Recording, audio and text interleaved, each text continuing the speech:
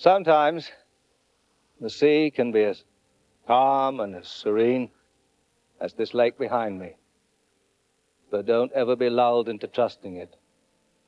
Never trust the sea. Just when you think all's well, it can rear up and knock you on the head. Peter Benchley, who knows something about the sea, wrote a line in the deep. I'm out with Nick Nolte. We're looking for treasure. It's at night. And I say, if the Jamaican pirates don't get you, it'll be the cold embrace of the sea. And then I added, and that's no lover's kiss. This is Bermuda, a pink jewel in the middle of the Atlantic Ocean. Pretty, isn't it? Well, it's a graveyard, too. For thousands of sailors, Bermuda was the last sight they ever saw. And so it went on through the centuries. Even now, hurricanes often appear without any warning, tearing a ship apart against the reefs from bow to stern. Soon, it disappeared without a trace into the deep. The ship was no more. A ripple on the surface that the sea shrugged away. But sometimes the sea is a tease, keeps the ship alive, keeps the treasure intact. It waits for new blood, adventurers out to recover the millions the sea has claimed, undersea explorers with a taste for excitement and a thirst for the treasure. One of the most famous of these adventurers is Teddy Tucker, the foremost treasure hunter in the world, and the real-life prototype of my part, Roma Treese. Perhaps you can see the resemblance. Peter Benchley, who is something of an adventurer himself, knew Teddy Tucker long before he wrote Jaws. Their relationship gave birth to an idea. In 1969, the National Geographic sent me to Bermuda to tell the story of Bermuda via the wrecks around it. And they put me together with Teddy Tucker. And during the course of this month down here, I looked at a wreck called the Constellation. The Constellation had sunk in 1943 on top of not one, but two other ships. I had a wonderful thought to myself then, what would happen if a honeymoon couple came down here and stumbled on this? And then I thought, well, you can't have three wrecks because nobody'd believe it, so I settled with two. Benchley's Bermuda story was the deep. And soon a lot of other people knew the same story. The book became the #1 bestseller all over the world. Essentially, the deep is a story about two treasures. About jewels and about morphine, ampules of morphine. Now, you see, what happened was, two ships, hundreds of years apart, caught by two different hurricanes, but going in the same direction, are blown up on the same reef in Bermuda, so that one ship piles in on top of the other. And Benchley added to the story a young couple, played by Nick Nolte and Jacqueline Bisset, who go down treasure hunting. And what do they find? They find something of both. Well, it ain't no coin, boy. It's a Spanish medallion. The beginner's luck changes this perfect holiday in Bermuda to a non-stop race against powerful enemies. And before long, we find out what they mean in all those advertisements by the terror of the deep. But before that, the actors had their own kind of terror to contend with. It was crucial, if this film was to be what we all hoped it would be, that the actors themselves play their parts underwater. There's a difference between what an actor would do and what a double would do. You must react in character, in your own way. Naturally, if the actors are diving, the director must dive too.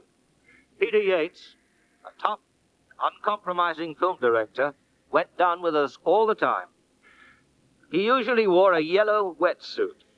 He told the crew that if there's any problems, they should get the fellow in the yellow out first. Yates had resolved to avoid the artificiality that exists when doubles and stuntmen are used in dangerous scenes. Now, we did use doubles at times, and you'll see a good example of just how we used them later. But to Yates and to all of us, it was essential that the actors play their parts under the sea. When you see Nick Nolte trying to reach a piece of gold and being unable to reach and having to take his mask off and do it without any breathing underwater. When you see him do it himself, I think an audience gets much more involved and is much more frightened and therefore enjoys the picture much more. I got a little concern about my friend Nick Nolte. After all, you know, it's pretty boring down on the ocean bed every day for 5 or 6 weeks.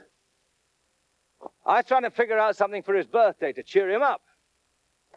Well, he wore twin tanks on his back, you know, twin scuba tanks. So what I managed to do was to leave one of them full of the usual thing, air, oxygen, and the other filled it with straight vodka. Worked on a little suction pump so we could have mouth-to-mouth resuscitation, you see? Well, after half an hour of that, you forget your worries. You forget about the sharks. You don't have to worry about your lines because you don't have any down there. We've patented it. We're going to bring it out in the United States. It's called the Shore Nolte Underwater Energizer. The British Virgin Islands segment of the deep lasted 35 consecutive days, and that was just the beginning. Most of us have been on long, difficult shoots before, and we survived. A little wiser, perhaps a little richer for the experience. But for my 2 young colleagues, Nick and Jackie, this would be a very special experience. One was having his first major test after emerging from television as a rising young star, and the other would make an impact on the public that, to tell the truth, not all of us had expected. But perhaps I should let producer Peter Guber describe it for you. Her colleagues, actors, admired her. When the filming started, it was 102 degrees in Bermuda. And in November, when she was asked continually to go into the water for further and further shots, it was 62 degrees. And a real trooper she was, always cheering everybody up, not living the high, pompous attitude of a Hollywood actress. Sharing the same working conditions with everyone, she never complained. Brought all of her talent to bear constantly, was early on the set, and late to leave. It was truly a fine experience to be with such a dedicated person for everyone involved.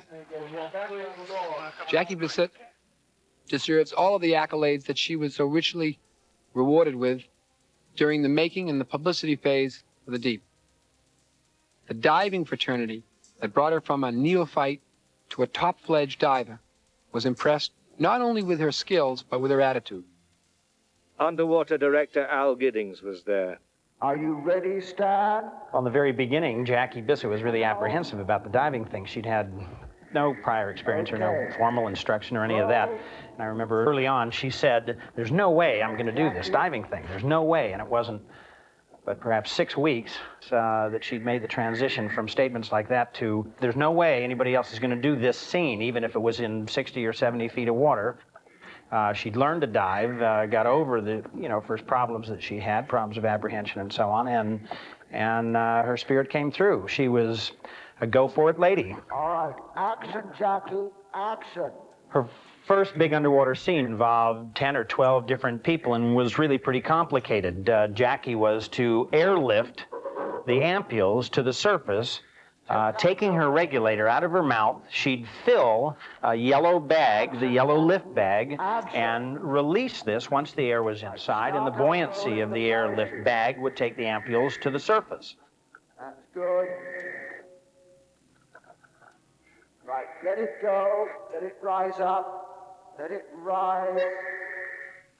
All went really well the first time around. No problem. She released it, and it went to the surface, and Eli Wallach retrieved it, and everything went as outlined during our chalkboard talks.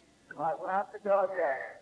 The second time, however, she inflated the bag, and she was to go to the surface with the bag. Now, Jackie didn't realize that as the bag went to the surface, the air in the bag expanded as the outside water pressure decreased. If air expands in that bag and creates more of a lift and continues to expand, you can imagine what happens in your lungs. I started tracking, shooting, following her to the surface, and thought she'd release the bag at some point. And little did I know that she continued to hear the camera run. And she thought, well, I'll continue to act as long as I hear the camera running. And I thought, I'll continue to shoot as long as she keeps acting. And you get into an air embolism problem, which is really quite dangerous. Safety right into Jackie. She took a regulator out of her mouth and tried to swim out of the scene and swallowed salt water. Had to break for the surface, you know. Actually, it was the actual scene in the movie. Yeah. It was a bit hairy. And then she kicked the regulator I'm out of my kicking mouth. at him, and they kicked his regulator out and his mask off, and then he's really in trouble. I'm clinging on to the cameraman and trying to get my breath back. Heaving like mad. He took me up to the surface, calmed me down, took me down again. But it was very scary. There was a scene where Jackie is off to the surface at high speed. Nick's concerned about her safety. On the first occasion, she sort of kicked and flailed a bit and performed admirably, but the shot wasn't quite right. So we went into a second take. And the same thing happened. In fact, in this case, the fin came off in Nick's hand. He's sitting there with the fin in his hand, which was just couldn't work as the script went. Nick Nolte has enormous energy. He jumped into the underwater work with determination and enthusiasm.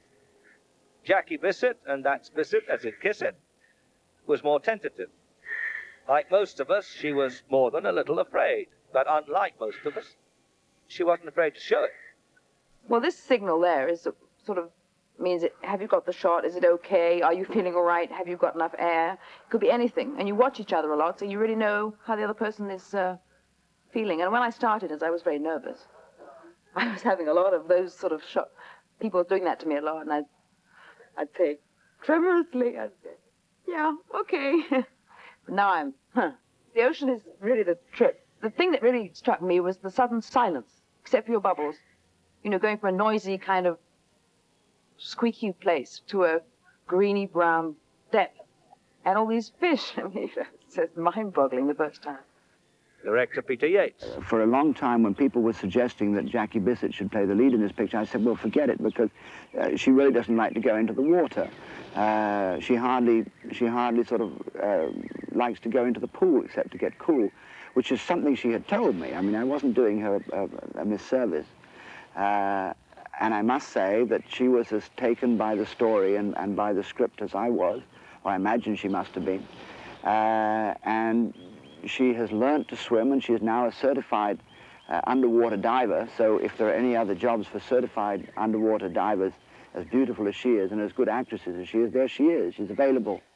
I was a little worried that Nick would be one of these incredibly athletic Americans, which he is.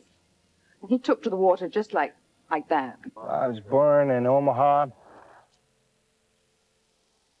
and I think I stayed there a couple of days. Went to Waterloo, Iowa, went to Ames, Iowa, went to Kankakee, Illinois, Joplin, Missouri, San Luis Obispo, California, Minneapolis, Minnesota, Excelsior, Minnesota, Greeley, Colorado, Phoenix, Arizona, Denver, Colorado. And he throws himself into the most ludicrous situations with absolutely total professionalism. And he's had a rough time a couple of times. We've all had hairy moments, yeah. Then he gets right back in. I think the biggest thing in diving is your own personal fear. You go down there, the first thing that strikes you is you say, Jesus, I'm breathing underneath the water. I don't know if I was supposed to do that. If I was supposed to do that, wouldn't I have gills? You spend the first 3 weeks just reacting to another environment. You're in a kind of a weightless situation. There's fish swimming around you. There's sponges. There's octopuses. There's all sorts of things. You're sitting there and you go, your main reaction is, wow. In one of the dives in the deep, the character I play works with a large pressurized hose, a sort of underwater vacuum cleaner, which is used to pull sand away from buried treasure. But the hose accidentally sucks up a live grenade. Thousands of pounds of rock, sand, and debris were to fall on Nick Nolte as a result of the blast. And there is ammunition all around this wreck. A tremendous explosion results. Then he would fall through the wreck as its walls collapsed. Nick insisted on doing this very dangerous stunt himself. Concentrate Concentrate. But then Nick is something of a daredevil. Action on the dredge. Action on the top, on the compressor. Bring it up to power. Right, dredge up to power. All right then. And action, Robert. Concentrating, Nick. Jackie, concentrate on that. And watch it. And what's going to happen? What's going to happen? Will it explode? Will it explode? Explosion, explosion, explosion. Q1, Ira. Ira, Q on the shells, 1. Q2. Q3. Right, don't cut. Never mind, he's all right. Come on, keep rolling. I had to put like 50 pounds of weight so that you would actually fall through. So when the bottom fell out, it crawled up onto the front section. And then that fell down. And I was in a mess. Are you all right, Nick? Right, get in there. Safety men in. Safety men in. I don't think an actor has ever really tried to create a character underwater, so that's the innovation. I wanted to see if you could do that. I don't know if you can yet. I think you can, but, you know, it'll depend upon the land scenes. It'll depend upon whether the audience is into the character on the land, whether they'll follow him underwater. And then if they follow him underwater, that's why he has to be there. That's why you had to do your own diving, because if the audience goes with you underwater, then they want to be with you. If you start to die or get in trouble, they want to see you overcome that. You know, so the responsibility is to go down there and do it. Of course, it makes it a lot easier to go down there and do it when you're surrounded by possibly the greatest collection of underwater experts in the world. You're in their hands. This gives you tremendous confidence. The story of the making of the deep is in part their story. And if you think we had adventures, you're about to see something that is even more extraordinary.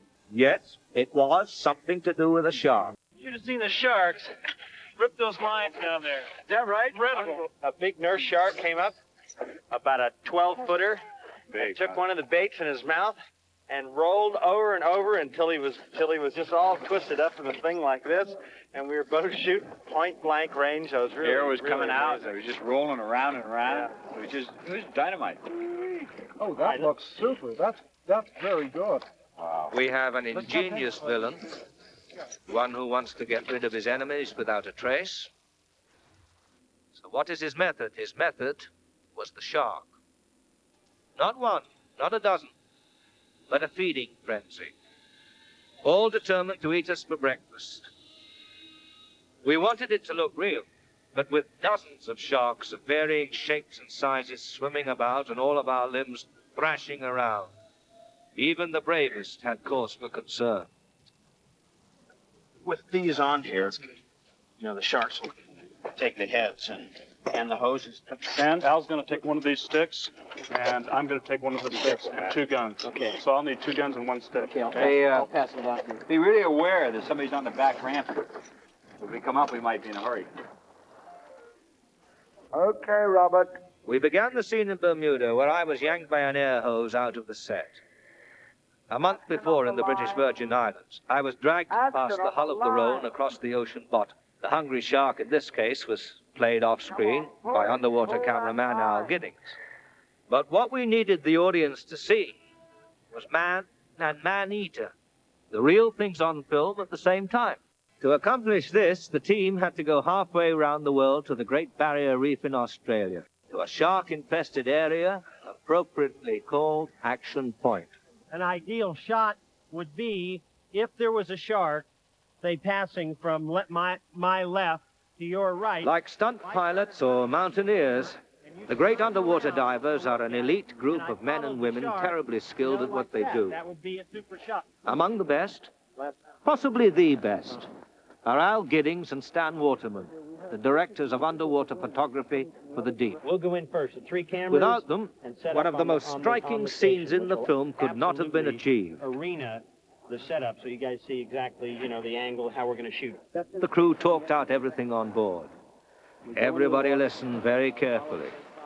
A mistake below meant no more postcards home to mother. We get something, Howard will come up and cue you guys, and then come in with the desco, and he'll come down with you with the desco.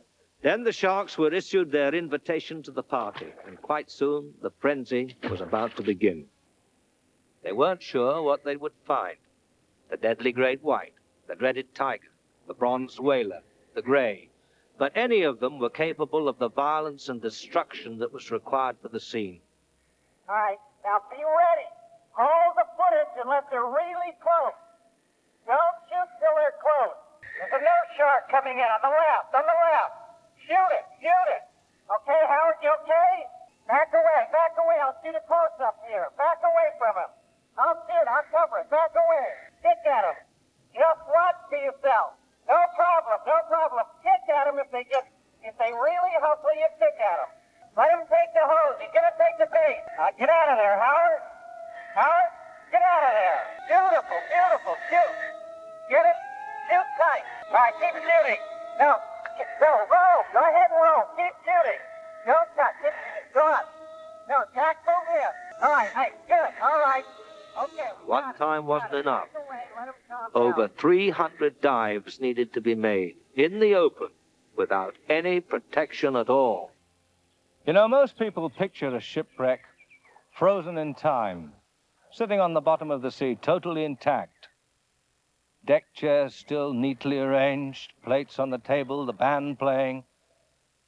I'm afraid it's not like that at all. Sea claims its victims very quickly, reduces a ship to a bare hull, reduces a great ship to a skeleton.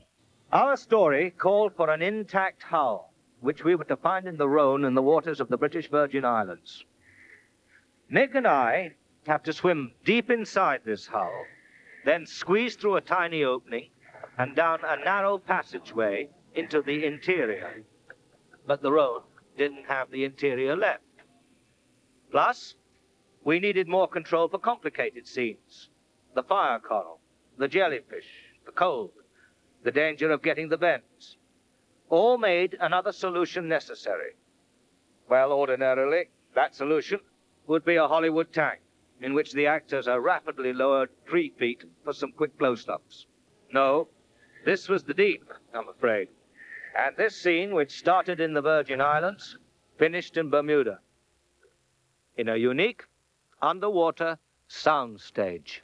This is the largest underwater set in the world. Producer Peter Goober. And it is so because it's about 1 million gallons of fresh Atlantic seawater in this vessel, which was dug out from Bermuda coral. It's about 130 feet in diameter and approximately 30 feet deep. 200,000 gallons of fresh seawater are pumped 6 hours a day at high tide from the sea, and there's a spillway which skims the surface. I think with the large logistical problems that one has on films like The Deep, you have to be very precise in what you want. Before each dive, we go through that section of the storyboard.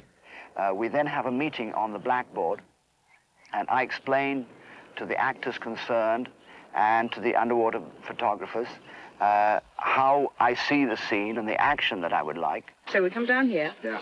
I go out here. Yeah. And Nick is in this part, isn't he? That's right. Nick is here. in the back behind there. I see. Exactly. Where I go a little further, finally I get it. You have to come round to get there. You come round that wooden spar that's down there. And then we go into the water. Mr. Yates, can you hear me okay? Thank you. Yates has a strange sort of apparatus. He can talk. He can't talk to us directly. He can talk up to the surface. And then the gentleman on the top rephrases it down again. While filming at the underwater set was more controlled than work in the middle of the ocean, it was still unpredictable. In one sequence, for instance, where Nick loses his face mask and must buddy breathe with Jackie, the company had to work all morning on preparation. It was a dangerous scene, and anything could have gone wrong. Well, in the first dive, something did go wrong. What I was trying to show you was that possibly anchor yourself by putting a leg on each side of it. The cameras, there are two cameras going like that, right? We're not actually, I mean, really, we don't know where the cameras are at the moment. Peter, what I'm going to be doing, Jackie, you guys come down and get in position. As soon as I see your position, I'm going to be coming out of that hole. The position that she was in for buddy breathing on that last one was an excellent angle from where I was. Yeah. It was excellent. I could just, I got tangled up in power. No, one of us will lose. All I had was that. Repeat that, will you? Let's see what position you can get into. Jackie, let's see what position you can get into. Cast and crew had to get back into position. So all the sequences would match. We had Jerry Murphy to take script notes underwater. Finally, everything was ready for a take. Okay, Stan, can you shoot it? Okay, Stan, shall we shoot it? Okay, Nick. Okay, Nick. All right. All right. Cut. Second time around was successful. Right, very good. Very good. The actual scene, which lasts just a few seconds, took all day to film.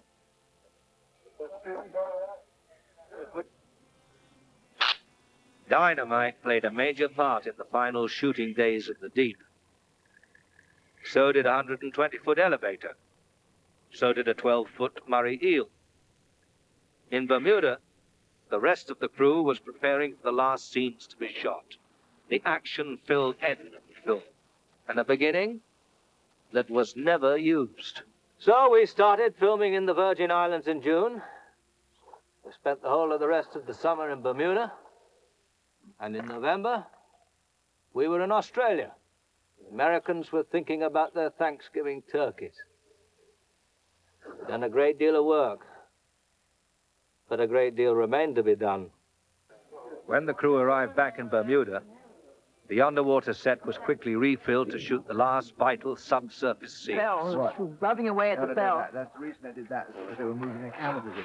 The days were growing shorter and the water colder. In 80-degree water, the body loses heat as fast as in 42-degree air. Come with me in a couple of minutes?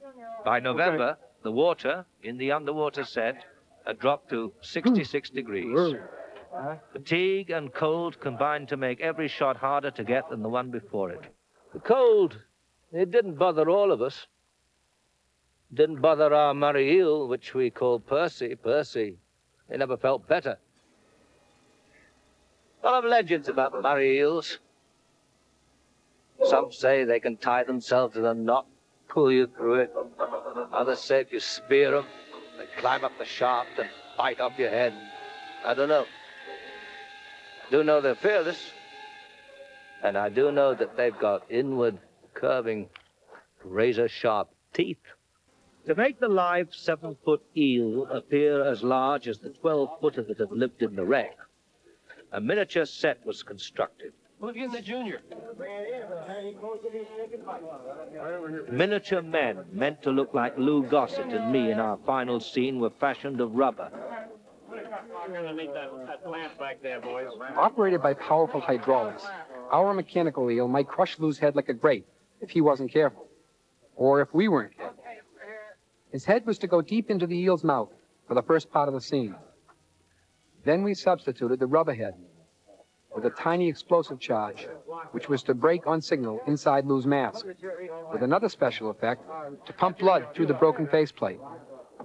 The half-size men would then be used with a live eel in the half-size set for the tie-in shots. In other words, whatever happened, we hope to have the scene on film twice, once with the real Lou and the large mechanical eel, and then with the mechanical Lou and the real eel.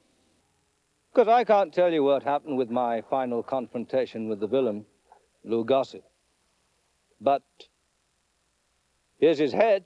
I haven't had a chance to play many villains in my time in major feature films, so this is a kind of new thing for me. I played many villains on television, but that's kind of what they call the mini villains. It doesn't take long to do them. Villains are a challenge to me. Most of the time, I find myself playing the guys with morals and the guys who are straight and true. While Lou and I were fighting underwater, the surface crew went off on a small errand. They were to blow up a lighthouse which had been specially built just for the film. Who's getting the junior? Roma Treacy's lighthouse, my lighthouse. Special effects experts loaded the top of it with dynamite, sawdust, and gallons of rubber cement. But it was the most complicated action that we saved for the last.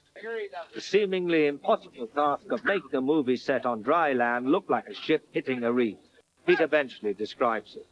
One of the especially nice ironies about translating from a book to a film is that when you write a book, the first sentence of the book is the first scene of the book.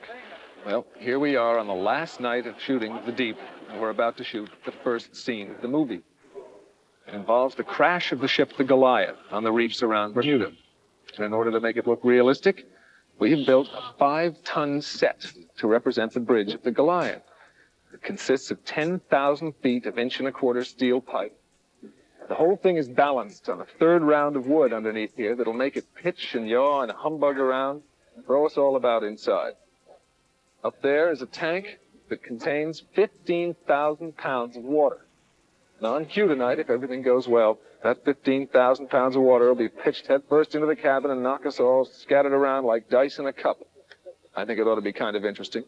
If you'd like to see what the set of the Goliath showing the bridge looks like, come on inside. Al Giddings and Howard Curtis as crewmen were standing in place, lashing down cargo, when the ship strikes a reef during a storm. To simulate the collision, a huge tank suddenly released thousands of gallons of water right at Giddings and Curtis. Then when it came time to do the bridge scene, no one knew what the effect of the water would have as it came crashing down from twice as high as before. And in yet another irony of filmmaking, after all that effort and expense, this scene never appeared in the film. So that was the end of 151 difficult, dangerous, but rewarding shooting days. And it ended just as it began, with another example of the awesome power, the force, the might of the sea. So please will you remember when you're crossing on a ferry, or you're sitting by a lake, or you're going for a paddle in a steamer, will you remember us and our confrontations and our dangers and our fears down there in the deep? And remember most of all, if the Jamaican pirates don't get you, it'll be the cold embrace of the sea.